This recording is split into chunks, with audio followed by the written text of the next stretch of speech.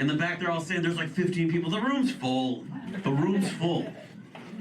We're having fun. Glad you all made it out here, man. I'm having a lot of fun out here in Burbank. It's hot out here. I dress like this anyway. I don't care. I'm very dumb and I didn't pack enough. I do. I dress like this every single day. I call it the official uniform of people with body image issues. Just the button-up shirt. That doesn't button, but I'm wearing the shirt, okay? I'm gonna wear the shirt. I love this shirt. I try to wear it because I like to cover up all the damage I've done. But it betrays me because I'll be walking up the street and there'll be a stiff breeze and it'll just create like the perfect frame for my breasts and my beautiful girth and everything else I got going on here. It's like a reverse Marilyn Monroe where I'm like, no, stop. Hey, come out. Hey, stop that. It's not very sexy. You guys know that picture of Marilyn Monroe I'm talking about where she's in the cool dress? Yeah, that's a really beautiful picture. I relate a lot more to that steamy grate that she's standing on top of, you know? Because I smell kind of weird, I'm damp, and a lot of the time I'm full of Subway. Good sandwiches there. Yeah, I'm a big fella, you know, I'm around food all the time. I still wait tables by day. I work at Olive Garden. You guys like Olive Garden? Yeah. That's about right. Sort of tepid, not terribly different from the temperature of the soup. But yeah, the OG, the Garden of Eden, I work there all right, tell you what. You guys know the catchphrase, right? Olive Garden. When you're here, you're family. You guys know that much, right? Absolutely, Olive Garden. For me, working there is a lot like family, because I only show up when I need money. Absolutely. You guys have kids, you know.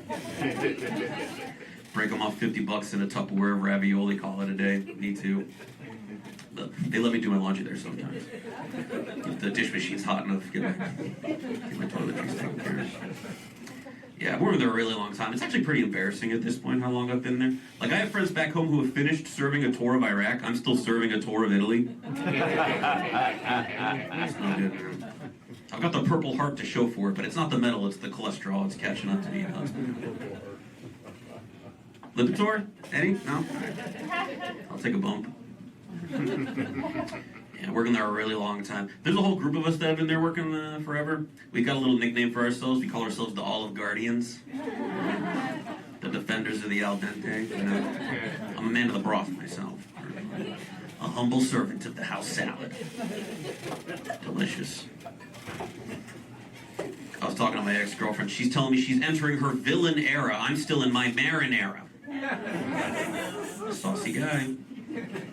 Saucy guy. Alfredo? I'm afraid not, unfortunately. Working there a long time. I get a little too comfortable in conversation. People ask me, hey, where do you work? I'll go, oh, I work at the Garden. They're like, you work at Madison Square Garden? That's a bit of a commute, wouldn't you say? Don't you have to catch a flight? I'm like, no, I don't work at MSG. I work with a lot of MSG. There's a ton of it in the food, but it's good. It's flavor. They'll tell you. Yeah. People like to make fun of the Olive Garden as if it's not real Italian food, and I agree. You know, it's not. The Olive Garden is not an Italian restaurant. I don't know if you know this. It's an Italian restaurant-themed restaurant. Does that make sense? He's nodding his head. He's like, I've thought a lot about this, actually. Yeah, the Olive Garden is to Italian food what the rainforest cafe is to the rainforest. That's all it kind of does. A facade. It's made of just an animatronic guy just like, cheese, cheese, cheese. That's me. More cheese than man. To expect real Italian food from Olive Garden is to expect live music performed by rats at Chuck E. Cheese. It's like they got better pizza there, though. I gotta hand it to them. You know. Gotta wade through the ball pit. That's tough. But it's worth it. I recommend it. Yeah. I have a girlfriend. She's cool. We get along. You know. She's nice to me. We met on a dating app for depressed people. No, it's true. It's called Grumble.